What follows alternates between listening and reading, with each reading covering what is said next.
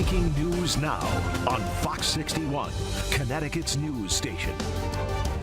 First at 5, a heartbreaking update on breaking news we followed all day. Police say 4 people are dead after the car they were in slammed into a building, causing it to partially collapse. And tonight we've learned 3 of those young men were siblings.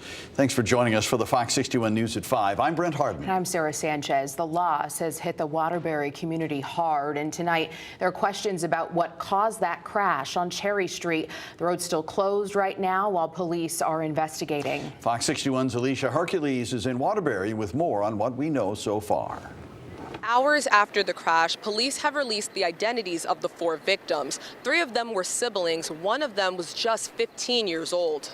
Just before midnight Thursday, a car carrying 4 people was traveling northbound on Baldwin Street when it crossed the intersection of East Main Street.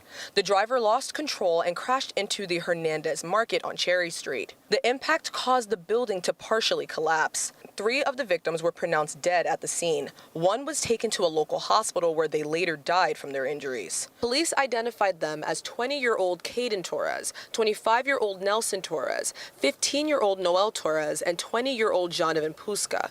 All 4 victims are from Waterbury. Waterbury Police Chief Fernando Spangolo says the investigation will take time to complete, but says speeding could have been a factor in this incident. I've reviewed some surveillance footage of the particular accident. In my opinion, speed certainly is going to play a role in this particular investigation, but there'll be a lot more to it than that. Isabel Martinez has owned the restaurant next door, Sabor Amazonica, for 4 years. She says she's heartbroken to see what's left of her restaurant and the building. I was impressed and shocked because of everything shattered, you know.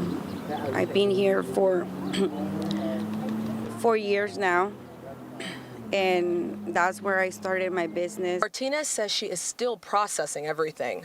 Sad to see all of this happening, you know, and it's more sad to know that those people passed away. People who live in the area tell me speeding happens way too often and has ruined the lives of so many. Alex Ortiz has lived in Waterbury his entire life and says he's thankful no one was outside at the time of the crash. Not the first time this sound like this has happened. Just a few months ago, there was also another accident because they're speeding. He also says something needs to be done about the speeding on Cherry Street. Deatrice Dawkins has called Waterbury home for 57 years. She says more accidents could happen if measures for managing speed are not taken.